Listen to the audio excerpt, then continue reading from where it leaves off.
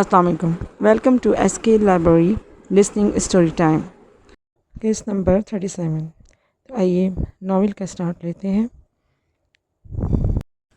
مہاراج نے جب یہ عالم دیکھا تو اس نے اپنے ملک کا ایک حصہ دے کر اپنے بھتیجے کو راضی کر لیا اور چند عمدہ اور قیمتی چیزیں فریدون کے لیے بطور تحفہ بھیجی. مہاراج کے آخری زمانے میں جے پور اور وجے نگر کے ذمہ داروں نے آپس میں مل کر پوری قوت سے اس کا مقابلہ کیا. طرفین میں زبردست معرکہ آرائی ہوئی. مہاراج کا بیٹا لڑائی میں مارا گیا. مہاراج کی باقی ماندہ فوج زخمی اور پریشان ہو کر بھاگ نکلی اور اپنے مال و اسباب اور ہاتھیوں کو میدان میں چھوڑ گئی. مہاراج نے جب یہ خبر سنی تو اسے سخت طیش آیا. وہ دم بریدہ سانپ کی طرح پیچ و تاب کھانے لگا. اس پیچ و تاب اور غم و غصے کا اصل سبب یہ تھا کہ سرکشی معمولی ذمہ داروں کی تھی. مہاراج نے اس شکست کا انتقام لینے کا پکا ارادہ کر لیا، لیکن اس زمانے میں بادشاہ ایران کے حکم سے ایرانی سردار سام بن نریمان ہندوستان فتح کرنے کے لیے پنجاب کی سرحد تک پہنچ چکا تھا اور ثلاثیہ سپہ سالار بقیہ فوج لے کر اس کے مقابلے پر گیا ہوا تھا. چنانچہ مہاراج کو اس وقت تک انتظار کرنا پڑا جب تک ثلاثیہ سردار سے صلح کر کے واپس نہیں آ گیا. ثلاثیہ ایک سپہ سالار کی حیثیت سے بڑی حیثیت رکھتا تھا. ملک ثلاثیہ ابھی تک اس کے نام سے مشہور ہے. جب وہ واپس مہاراج کے پاس پہنچا تو اسے دوسرے ملک جانے کا حکم دیا اور اس نے فوراً بڑے استقلال اور شان و شوکت کے ساتھ اس ملک کا رخ کیا. جب دشمن نے اس کی آمد کی خبر سنی تو ہراساں ہو کر ادھر ادھر بھاگ نکلے. ثلاثیہ نے فساد پھیلانے والے گروہ کو بری طرح تہہ و تیغ کر دیا اور اس کا نام و نشان تک باقی نہ رہا. اس نے جا بجا تھانے اور چوکیاں قائم کی اور فتح و کامران ہو کر واپس آیا. راستے میں اس نے 2 قلعے تعمیر کروائے اور راگ کا علم جو موسیقی کے نام سے مشہور ہے دوسرے ممالک سے لا کر ہندوستان میں مروج کیا. مہاراج نے 700 سال عمر پائی. اس کے 14 بیٹے تھے جن میں سب سے بڑا سمولیہ راج اپنے باپ کا جانشین تھا. یوں ادوار بدلتے رہے، حکومتیں آتی رہیں، ختم ہوتی رہیں اور ہندوستان میں بت پرستی کا رواج عام ہو گیا. مہاراج کے زمانے میں ایک شخص ایران سے ہندوستان آیا اور اس نے یہاں کے لوگوں کو آفتاب پرستی کی تعلیم دی. اس کی تعلیم کو بہت فروغ حاصل ہوا، یہاں تک کہ ستارہ پرست لوگ بھی آگ کی پرستش کرنے لگے. لیکن اس کے بعد جب بت پرستی کا رواج مروج ہوا تو یہی طریقہ سب سے زیادہ معقول ہوا. بت پرستی کو اس درجہ مقبولیت اس سبب سے ہوئی کہ ایک برہمن نے راجا کو اس بات کا یقین دلایا تھا کہ جو شخص اپنے بزرگوں کی سونے چاندی یا پتھر کی شبیہ بنا کر اس کی پرستش کرتا ہے وہ سیدھے راستے پر ہوتا ہے. اس عقیدے کو لوگوں نے اس حد تک اپنایا کہ ہر چھوٹا بڑا اپنے بزرگوں کے بت بنا کر اس کی پرستش کرنے لگا اور انہیں پوجنے لگا. اس زمانے کے راجا گرداس نے بھی خود دریائے گنگا کے کنارے شہر آباد کر کے وہاں بت پرستی شروع کر دی اور اس کی رعیت نے اپنے فرمانروا کی تقلید کی اور ہر کوئی اپنے بت پرستی پر آمادہ ہو گیا. اس کا نتیجہ یہ ہوا کہ ہندوستان میں بت پرستوں کے 90 گروہ پیدا ہو گئے. راجا گرداس نے چونکہ کلوت شہر کو اپنا دارالسلطنت بنا لیا تھا اس لیے اس شہر کی آبادی میں بے حد اضافہ ہوا، یہاں تک کہ شہر کا پھیلاؤ 25 کوس تک بڑھ گیا.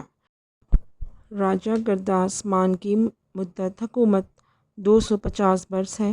اس مدت کے بعد اس نے انتقال کیا.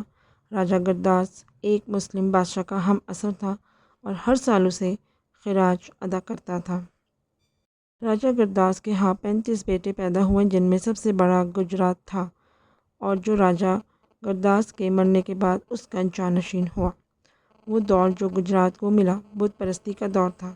گجرات نے اقتدار سنبھالتے ہی اپنے نام کی مناسبت سے ایک شہر آباد کیا جس کا نام گجرات رکھا گیا. ہندوستان کے اس بادشاہ کو موسیقی سے بہت دلچسپی تھی. اس نے اپنی عمر کا زیادہ تر حصہ اس شغف میں گزارا.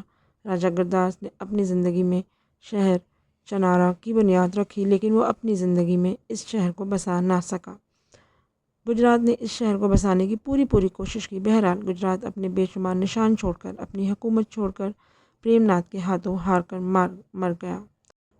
پریم ناتھ نے 19 سال حکومت کی اور اس کے بعد شنکر داس نے پریم ناتھ کو شکست دے کر خود کو اس ملک کا فرما نوا بنا لیا۔ دیال نامی شہر شنکر داس کا آباد کردہ ہے۔ شنکر نے ہند پر 64 برس حکومت کی۔ شنکر داس کے بعد اس کا بیٹا سواشتر تخت نشین ہوا۔ سواشتر نے 81 سال حکومت کی اور مر گیا۔ اس راجا کی کوئی اولاد نہیں تھی، اس لیے اس کے مرنے کے بعد ملک میں طواف الملوکی کا دورہ ہو گیا۔ تب جو امیہ قوم کے ایک شخص یشونت نے قنوت پر قبضہ کر لیا اور وہاں کا راجا بن گیا۔ مہاراجہ یشونت نے 40 سال تک حکومت کرنے کے بعد وفات پائی اور حکومت کی باغ دوڑ مہاراج یشونت کی وصیت کے مطابق اس کے بھانجے پران کے ہاتھ آئی۔ پران کی موت کے بعد چندر پرکاش نے حکومت کی، جو پران کا سپہ سالار تھا۔ اس نے پران کے مرتے ہی قوت اقتدار حاصل کر سلطنت پر قبضہ کر لیا اور راجا بن بیٹھا۔ یہ وہی یگ تھا جس میں ستگرو اپنے غلط فیصلے کا شکار ہوا تھا اور رانی نندرتا نے انگوری پر ستم ڈھایا تھا۔ چندر پرکاش کے دور حکومت میں بہت بڑا قید پڑا اور چونکہ وہ شاہی خاندان سے تعلق نہ رکھتا تھا، اس لیے اس نے خدا کے بندوں کی پرواہ نہ کی اور خود داد و عیش دیتا رہا۔ خدا کی مخلوق کی جانیں ضائع ہوئیں اور اکثر گاؤں اور قصبے تباہ ہو گئے۔ اس کے نتیجے میں ایک طویل عرصے تک یہ علاقے شدید مشکلات کا شکار رہے۔ امراء اور سلطنت کے بڑے بڑے لوگوں نے اسے خاطر میں لانا چھوڑ دیا اور ملک میں جگہ جگہ بغاوتیں ابھرنے لگیں۔ یوں چندر پرکاش ہزار مشکلات میں پڑ گیا۔ وہ اکثر چھوٹی چھوٹی بغاوتیں ختم کرنے کی کوشش کرتا رہا، لیکن لوگ اس کے سخت خلاف تھے۔ البتہ اس کی رانی پھولوتی، جو ایک چھوٹے سے راجا سنیل چندر کی بیٹی تھی، بڑی زیرک و سمجھدار تھی۔ پھولوتی چندر پرکاش کی 5ویں بیوی تھی۔ اس سے پہلے چندر پرکاش 4 شادیاں کر چکا تھا۔ ہندو دھرم کے خلاف اس نے بہت سی عورتوں کو یوں بھی رکھ چھوڑا تھا۔ رانی پھولوتی زندگی میں صرف چند بار چندر پرکاش کی خلوت حاصل کر سکی تھی۔ چندر پرکاش کی اتنی رانیاں تھیں، لیکن اس کے باوجود اس کے ہاں کوئی اولاد نہیں تھی۔ ہاں، جب رانی پھولوتی اس کی بیوی بنی تو اس کے کچھ عرصے بعد اس کے ہاں بیٹا پیدا ہوا۔ یوں رانی پھولوتی چندر پرکاش کی منظور نظر بن گئی۔ چندر پرکاش نے بیٹے کی پیدائش پر پورے ملک میں خوشیاں منائیں، لیکن اس کی خوشیوں میں اس کا ساتھ دینے والے بہت کم لوگ تھے۔ صرف راج دہانی میں کچھ گھرانے ایسے تھے جو چندر پرکاش کی خوشیوں میں برابر کے شریک تھے، ورنہ زیادہ تر لوگ صرف چندر پرکاش کی خوبیوں کی وجہ سے اس جشن میں شریک تھے۔ چندر پرکاش کا بیٹا جب 11 سال کا ہوا تو چندر پرکاش کو ایک بہت بڑا خطرہ درپیش ہوا۔ یہ خطرہ راجا رومن کا تھا، جس نے چندر پرکاش کے خلاف اعلان جنگ کر دیا تھا۔ چندر پرکاش چونکہ اپنی پوری زندگی میں سکون نہیں پا سکا تھا، اس لیے وہ صحت کی طرف سے بھی فکر مند تھا۔ اس کی صحت زیادہ اچھی نہیں تھی۔ اس کے وزراء امراء اسے مشورہ دے رہے تھے کہ وہ راون کو خراج ادا کر دے، لیکن اس کے لیے بات بڑی ہتک آمیز تھی۔ چنانچہ اس نے اپنے امراء اور وزراء کی بات نہ مانی اور جنگ کی تیاریاں کرنے میں مصروف ہو گیا۔ رانی پھولوتی کو یہ امید تھی کہ چندر پرکاش نے اپنی زندگی میں اس کے ساتھ جو بھی سلوک کیا ہو یہ الگ بات ہے، لیکن کم از کم اس کی موت کے بعد حکومت اس کے بیٹے کو ضرور مل جائے گی۔ جب راجندر کی حکومت ہوگی تو رانی پھولوتی یقیناً ایک مطلق العنان رانی بن جائیں گی۔ چنانچہ راجندر کی تعلیم و تربیت کی ذمہ داری اس نے اپنے سر لے لی تھی اور راجندر کو فنون سپاہ گری میں طاق کرنے کے لیے اس نے بہت سے لوگ رکھے ہوئے تھے۔ رانی پھولوتی پنڈت لال چند سے بہت عقیدت رکھتی تھی، جو دریا پار کے ایک مندر میں جیون بتاتے تھے۔ ان کی عمر بہت زیادہ ہو گئی تھی، سر کے سارے بال اور بھویں سفید ہو چکی تھی، لیکن لوگ ان کے گیان اور علم کے بڑے قائل تھے اور مہینے کے پہلے منگل کو دریا پار کر کے لوگ پنڈت لال چند کے مندر ضرور جاتے اور وہاں جا کر پوجا کرتے تھے۔ چندر پرکاش خود بھی گرو پنڈت لال چند کا بڑا عقیدت مند تھا اور جب بھی اسے فرصت ملتی وہ ان سے مشورہ لینے کے لیے چلا جاتا تھا۔ ایک بار رانی پھولوتی بھی پنڈت لال چند کے مندر میں راجا چندر پرکاش کے ساتھ چلی گئی اور اسے پنڈت لال چند سے بڑی عقیدت ہو گئی۔ پنڈت نے اسے آشیرواد دیا تھا اور کہا تھا کہ جلد ہی تیرے یہاں ایک بیٹا پیدا ہوگا، اس کا نام تو راجندر رکھنا، اور رانی پھولوتی نے گردن ہلا دی۔ चुनाचे जब राजेंद्र पैदा हुआ और रानी चिल्ले से बाहर आई तो सबसे पहले उसने पंडित के मंदिर का रुख किया था और कश्ती में बैठकर उनके पास पहुंची थी। पंडित लालचंद्र ने राजेंद्र को देखा और देर तक किसी ख्याल में गुम रहे। उन्होंने उसे आशीर्वाद तक ना दिया था। जब रानी फूलवती ने उन्हें चौंकाया तो वह हड़बड़ाकर चौंके। महाराज किस सोच में डूब गए? रानी फूलवती ने पूछा। कुछ नहीं देवी, बस बच्चे के बारे में सोच रहा था। पंडित लालचंद ने कहा। क्यों, कोई ख़ास बात है क्या? महाराज जैसे चौंक पड़े। नहीं, कोई ख़ास बात नहीं है, बस ऐसे ही न जाने से देखकर मेरे मन में एक अजीब सा ख्याल उभर आता है। क्या ख्याल आता है? मैं इस ख्याल का कोई लफ्ज़ नहीं दे सकता देवी, लेकिन मैं कोशिश करूँगा कि इस गिरह को तोड़ सकूँ। रानी फूलवती पंडित लालचंद की बड़ी अकीदतमंद थी, इसलिए वो खुद भी ये सुनकर परेशान हो गई। और जब महीने के पहले मंगल को वो दोबारा उनके पास गई तो उसने फिर वही सवाल कर दिया। मैं जानना चाहती हूँ पंडित जी कि आखिर वो कौन सी गिरह थी जो राजेंद्र को देखकर आपके मन में पैदा हो गई। तू विश्वास कर फूलवती कि हम खुद इस सिलसिले में परेशान हैं। कुछ समझ में नहीं आता कि उसे देखकर हमारे मन में कुछ मीठे मीठे से ख्यालात क्यों पैदा हो जाते हैं। लेकिन तू चिंता मत कर, अब के मंगल को जब तू आएगी तो हम उसके बारे में तुझे बहुत कुछ बताएंगे। हम इस सिलसिले में चाप कर रहे हैं जो हमें हमारी खोई हुई याददाश्त वापस दिला देगा, पंडित लालचंद ने कहा।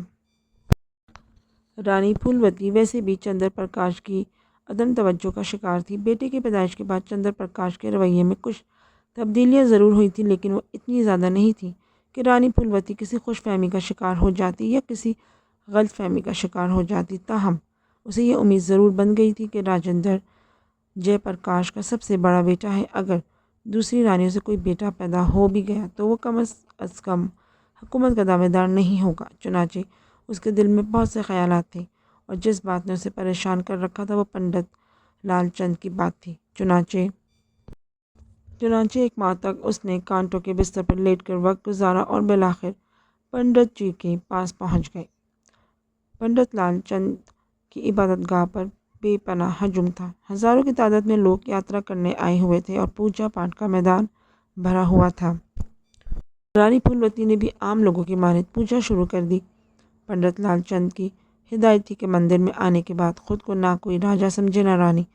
यहाँ आने के बाद सब यकसा हैसियत रखते हैं, इसलिए ख़ुद को कोई भी भगवान के द्वार आकर बड़ाई ना दे। चनाचे ये यहाँ का असूल था कि अगर चंद्र प्रकाश भी यहाँ आता तो आम लोगों की तरह आता और पूजा पाठ करके चला जाता था। हाँ, जब तमाम लोग चले जाते तो पंडित लालचंद अगर कोई ख़ास बात होती तो चंद्र प्रकाश या रानी फूलवती को कोई ख़ास वक्त दे दिया करते थे। चुनाचे पूजा पाठ में खासी रात बीत गई। काफ़ी देर हो चुकी थी। यात्री आहिस्ता आहिस्ता वापस जा रहे थे और रानी फूलवती एक कोने में बैठी उन सब के चले जाने का इंतज़ार कर रही थी। प्रसाद तकसीम हो चुकी थी। थोड़ी सी प्रसाद उन्हें भी मिली थी, जिसमें नन्हा सा हिस्सा राजेंद्र का भी था, जो अभी रानी की गोद में ही था। जब तमाम यात्री चले गए तो पंडित लालचंद ने फूलवती को बुला लिया। फूलवती ने आगे बढ़कर उनके चरण छुए और पंडित जी ने उसके सर पर हाथ फेर दिया। फिर उन्होंने उसे बैठने के लिए कहा और बोले, मैं जानता हूँ फूलवती, तेरे मन में भी वही कष्ट होगा जो मेरे मन में है, परंतु ये कष्ट तेरे मन में ज़्यादा होगा क्योंकि तू माँ है, राजेंद्र कुमार की माँ। मैंने पिछले 7 दिन चाप की और गिरह को खोलने की कोशिश करता रहा जो मेरे जहन में मौजूद थी।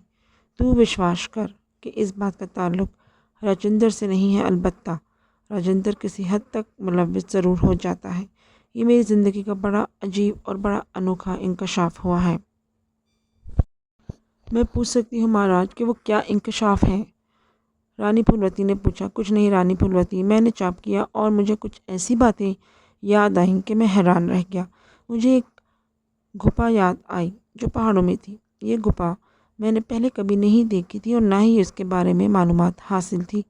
मैंने बड़े बड़े लोगों के साथ जीवन बताया है, परंतु कभी किसी ने इस गुफा का जिक्र नहीं किया। चुनाचे रानी, मैंने उसकी तलाश में एक लंबा सफ़र किया और बिलाखिर मैं उन पहाड़ों तक पहुंच गया जो मुझे जागते में नज़र आए थे। चाप के दौरान मैंने उन पहाड़ों को देखा। पहाड़ के दामन में दरिया के उस किनारे एक अजीब सी जगह है। मुझे उस जगह से थोड़ी दूर एक बस्ती के आसार भी मिले हैं, बस ऐसे आसार जिन्हें कोई देखे तो ये ना समझ सके کہ یہاں کوئی بستی آباد تھی، لیکن میری آنکھوں نے چونکہ چاپ کے دوران یہ سب کچھ دیکھا تھا، اس لیے میں نے ڈھونڈ کر وہ نشانات تلاش کر ہی لیے۔ پھر ان نشانات سے کچھ دور مجھے وہ پہاڑی بھی نظر آ گئی جو میں نے چاپ کے دوران اپنے من میں دیکھی تھی۔ اس پہاڑی کی گپا کے سامنے ایک پتھر موجود ہے۔ یہ پتھر اگر کوئی گزرنے والا دیکھے تو اسے ایسی چٹان سمجھے جو عام چٹانوں کی طرح ہو، لیکن مجھے چونکہ یہ معلوم ہوا تھا کہ اس پتھر کے نیچے ایک گپا موجود ہے، چنانچہ میں نے اس پر زور لگایا اور رانی پھولوتی تو وشواس کر کہ وہ پتھر اپنی جگہ سے ہٹ گیا۔ پتھر کے ہٹ جانے کے بعد مجھے ایک لمبی سرنگ نظر آئی، جس میں سے گزر کر میں ایک ایسے سوراخ میں پر پہنچ گیا جس کے دوسری طرف سے روشنی اندر آ رہی تھی۔ یہ روشنی سورج کی تھی جو ایک سوراخ سے غار میں پڑ رہی تھی۔ میں غار میں داخل ہوا تو مجھے وہاں صرف چند چیزیں ملیں۔ ایک مگ چھالا جو اتنی خستہ اور خراب ہو چکی تھی کہ جسے چھو تو ٹوٹ کر بکھر جائے، پانی کا ایک کلسا جو جوں کا توں تھا، البتہ اس پر زمانے کی گرد جم چکی ہے۔ ہاں، گپا میں نے پانی کا ایک کنڈل بھی دیکھا اور 2 کھڑاویں پڑی ہوئی تھی۔ میں نے وہ کھڑاویں اپنے پاؤں میں پہن کر دیکھی تو مجھے بالکل ٹھیک تھی، گو ان کی لکڑی اب اتنی پوسیدہ ہو چکی تھی کہ جو ہی میرے پاؤں کا وزن ان پر پڑا وہ ٹوٹ گئی، لیکن وہ میرے پاؤں میں بالکل ٹھیک تھی۔ کنڈل بھی میرے اٹھانے سے بالکل ٹوٹ گیا، صرف پانی کا کلسا جسے میں اٹھا کر لے آیا ہوں، گو یہ چیزیں میری نہیں تھیں، لیکن مجھے ایسا لگ رہا تھا جیسے یہ سب کچھ میرا ہو۔ ان 4 چیزوں کے علاوہ گپا میں کچھ نہیں تھا۔ اب پھولوتی، میں تجھے اس کلسا کے درشن کراؤں۔ رانی پھولوتی اٹھ گئی، حالانکہ ان تمام باتوں سے اسے کوئی دلچسپی نہیں تھی، لیکن پنڈت لال چند کی عقیدت کی وجہ سے اس نے اس کلسے کے درشن کر دیے۔ کلسے کو دیکھ کر نہ جانے کیوں رانی پھولوتی کے ذہن میں ایک لہر سی دوڑ گئی، ایک عجیب سا احساس جس سے پہلے کبھی اس نے اس کلسے کو دیکھا ہوا ہو، لیکن پھر یہ احساس ایک لمحے میں مفقود ہو گیا۔ پنڈت لال چند البتہ سوچ میں ڈوبے ہوئے تھے۔ میری سمجھ میں یہ نہیں آتا کہ سب کچھ میرے جیون سے کیا تعلق رکھتا ہے، میں کچھ سمجھ نہیں پایا۔ بہرصورت میں ان گپاؤں سے واپس آ گیا اور اس کے بعد میں اپنے گیان کے ذریعے یہ معلوم کرنے کی کوشش کرتا رہا کہ آخرکار اس گپا کا کیا راز ہے۔ تب رانی پھولوتی میرے من میں راجندر ابھرا اور راجندر کو دیکھ کر میں چونک پڑا۔ اسے دیکھ کر میرے من میں جو گرا پڑ گئی تھی، اس کی گتھیاں الجھتی سلجھتی رہیں، بالآخر پھر راجندر تک پہنچ گئیں۔ اب میں یہ جاننے کی کوشش کر رہا ہوں کہ راجندر کا آخر ان باتوں سے کیا تعلق ہے۔ مہاراج، کوئی پریشانی کی بات تو نہیں؟ رانی پھولوتی نے پوچھا۔ نہیں رانی، ایسی کوئی بات نہیں ہے۔ میرا گیان کہتا ہے کہ اس واقعے کا تعلق کسی بھی طرح راجندر سے ہو، لیکن اس میں راجندر کے جیون کے لیے کوئی ایسی بات نہیں ہے جسے خطرناک کہا جا سکے۔ بس میں من کی یہی شانتی چاہتی تھی۔ رانی پھولوتی نے کہا، تو اپنے من کو شانت رکھ پھولوتی، تیرے لیے چنتا کی کوئی بات نہیں ہے، میں جو موجود ہوں، اور پھر اس مسئلے کو یوں ہی نہ چھوڑ دوں گا۔ ابھی میں ایک بڑا چاپ کروں گا، یہ چاپ 39 دن کا ہوگا، لیکن یہ میں اس سمے شروع کروں گا جب اس کا صحیح وقت ہوگا، چنانچہ اس چاپ کے بعد ممکن ہے مجھے کچھ معلوم ہو جائے۔ رانی پھولوتی نے گردن ہلا دی اور پھر آسمان کی طرف دیکھ کر بولی، رات بہت ہو گئی ہے، ہمیں ابھی دریا پار کرنا ہے۔ یوں بھی یہ موسم ایسا ہے کہ دریا کے پانی کا بہاؤ کافی تیز ہے، چنانچہ اب مجھے آگیا دے، میں آگیا چاہتی ہوں۔ بھگوان تجھے سکھی رکھے پھولوتی، پنڈت لال نے کہا، اور رانی پھولوتی مندر سے نکل آئی۔ شاہی کشتی باندھ دریا کے کنارے بیٹھے رانی پھولوتی کی واپسی کا انتظار کر رہے تھے۔ پھولوتی اپنے بچے کو کاندھے سے لگائے باندیوں کے ساتھ کشتی کے نزدیک پہنچ گئی۔ باندیاں اپنی کشتیوں میں بیٹھ گئیں۔ دریا میں کافی شور ہو رہا تھا، پانی کی روانی کچھ اور بڑھ گئی اور ملاح کے چہرے متفکر ہو گئے۔ کیا بات ہے، تم لوگ کچھ پریشان سے ہو؟ رانی پھولوتی نے پوچھا۔ کوئی خاص بات نہیں ہے رانی جی، بس ندی کا بہاؤ کچھ تیز ہے، یوں لگتا ہے جیسے کہیں پہاڑوں پر بارش ہوئی ہو اور بارش کا پانی اکٹھا ہو کر ندی میں اضافے کا باعث بن گیا ہو، کشتی بانوں نے جواب دیا۔ کیا اس بار میں کشتی کا کھنیا خطرناک تو نہیں ہو سکتا؟ رانی پھولوتی نے پوچھا۔ نہیں رانی جی، ابھی باڑھ اتنی تیز نہیں ہے، ہم اطمینان سے جائیں گے، کشتی بانوں نے جواب دیا۔ وہ تجربے کار ملاح تھے اور کشتی کی باڑھ ان کے لیے کوئی خاص حیثیت نہیں رکھتی تھی۔ انہوں نے کشتی دھکیل کر پانی میں ڈال دی۔ رانی پھولوتی کشتی میں سوار ہو گئی، لیکن ابھی کشتی تھوڑی ہی دور چلی تھی کہ پیچھے سے پانی کا ایک خوفناک ریلا آیا اور کشتی اس پر ڈول گئی۔ رانی نے پوری قوت سے بچے کو سینے سے پینچ لیا تھا اور پھر وہ فکر مند لہجے میں ملاؤں سے بولی کہ کیا بات ہے، کیا کشتی میں خطرہ ہے؟ ملاؤں کے چہروں پر بھی تشویش کے آثار نمودار ہو گئے تھے۔ انہوں نے کسی قدر متفکر لہجے میں کہا، نہیں رانی جی، ابھی کوئی بڑا خطرہ تو نہیں ہے، لیکن آپ نے محسوس کیا ہوگا کہ پانی کی ایک بہت بڑی باڑھ اس پانی میں اور شامل ہو گئی ہے، اس لیے کشتی کافی پریشانی میں پھنس چکی ہے۔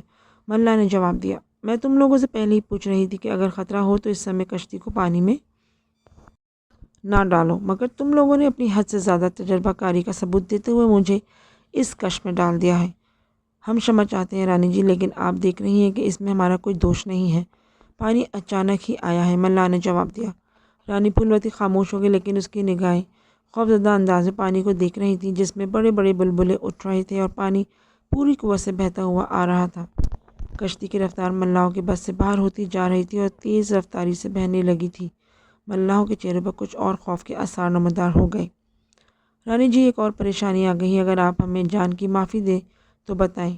بتاؤ، رانی پھولوتی خوفزدہ لہجے میں بولی۔ باڑھ اب اتنی تیز ہو گئی ہے کہ کشتی کو اب کنارے کی طرف کاٹنا بہت مشکل ہو گیا ہے۔ کیا مطلب ہے اس بات کا؟ کیا کشتی کنارے تک نہیں پہنچ سکے گی؟ رانی پھولوتی نے کہا، نہیں دیوی جی، کشتی کنارے تک پہنچ جائے گی، لیکن ہم اسے کاٹیں گے نہیں۔ کیا مطلب؟ بادبانوں نے کام کرنا چھوڑ دیا ہے، پتوار اس تیز بہاؤ میں ہمارے بازوؤں کا ساتھ نہیں دے سکتے، چنانچہ ہمیں ایک ہی ترکیب کرنی ہے۔ وہ کیا؟ رانی پھولوتی نے کپکپائے سے لہجے میں پوچھا۔